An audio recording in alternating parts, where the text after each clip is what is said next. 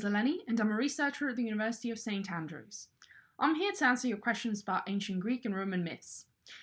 Over the past week, we've received loads of amazing questions, and unfortunately, I don't have time to answer all of them.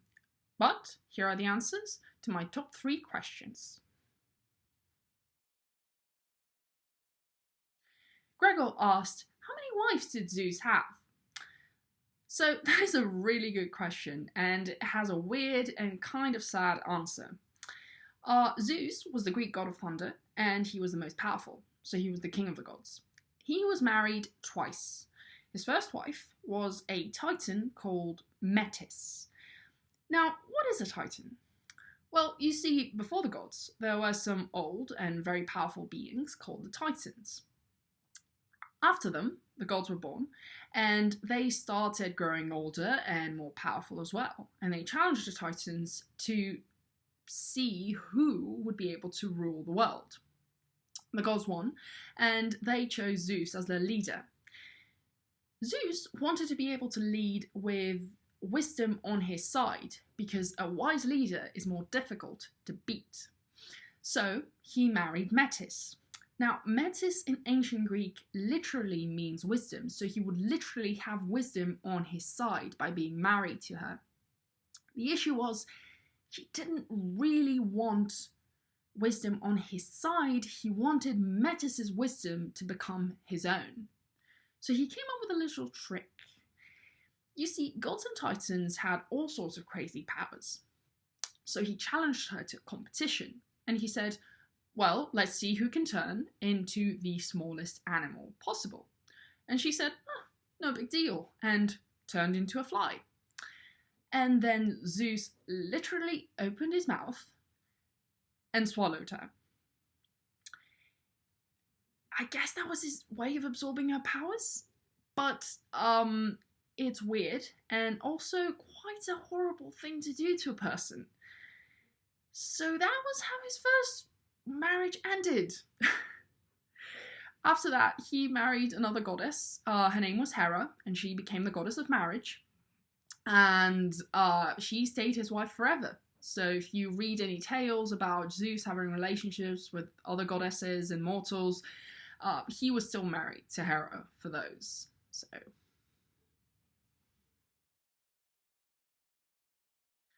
Vicky asked, what is your favourite mythological monster? That was an incredibly hard question to answer because I love all of them. They all have incredibly interesting stories behind them. But I ended up picking the father of all monsters, Typhon. So let's follow the description of Typhon according to an ancient Greek author. Now, Typhon is said to be a combination between a human and a beast. Cool. He was larger than all humans. To be expected, maybe.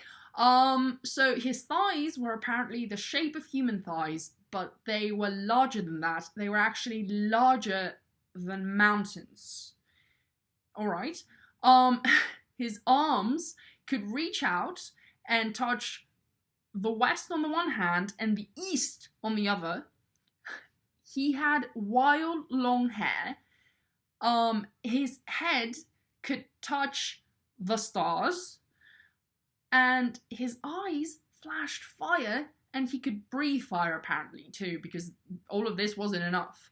And in addition to all of that, his legs had snakes twisting around them, and when someone annoyed the snakes, which honestly I don't know why you would do that, but when someone annoyed the snakes, they could stretch and reach up to his head, which, remember, his head was touching the stars, so yeah, also apparently he had wings all over his body. I really love that description, so I gave it a go. I tried to draw it, but I'm not very good at art, so if any of you want to have a go at drawing Typhon, please do. So now you might wonder, why did you pick Typhon? What story was he in? Well, I picked Typhon because he gives Zeus, king of the gods and Greek god of thunder, the fight of his life. And I don't really like Zeus. He I mean, he might be the king of the gods, but he causes problems for so many people in Greek mythology. He just gets on my nerves sometimes. So I figured I would tell you the story of their fight, because it's really interesting and also very weird. So Typhon and Zeus begin fighting, and Zeus grabs his trusty weapon, the thunderbolt, and he zaps Typhon with it. And Typhon is wounded, but he's okay, relatively speaking, and other people really wouldn't be. Zeus kills people with that thunderbolt. So Zeus is like, fine, and grabs another weapon called a sickle. So that sickle is apparently made out of adamantine, which is a metal used by gods in Greek myth. It's not real, but apparently Zeus has it. So he's like, I've got this amazing weapon, here you go, and hits Typhon. And Typhon is actually really wounded at that point, and he thinks, oh no, my wings are not helping. So he decides, I'm gonna wrestle Zeus, and he falls on top of Zeus, and they start wrestling. And at that point, Typhon's like, I've got an idea. So, in our hands, we have bones and muscles, right? So, the bones are tied to the muscle with a thing called a tendon. Tendons are what allows our muscles to move our bones so we can move around. So what Typhon does is he's like, I've got weapons too, and he cuts Zeus's tendons from his hands and feet. And he's like, now you're not going to go anywhere. You're literally not going to move. And Zeus is like, and he picks Zeus up, takes him to an island, and dumps him in a cave. And then he collects the tendons and he says, I'm going to give them to a she-dragon, and she's going to guard them for me. And that's what he does. So Typhon leaves, and to his bad luck, Zeus has a trusted army of gods to help him. So 2 of these gods go and steal the tendons back and replace them, put them back in Zeus's body.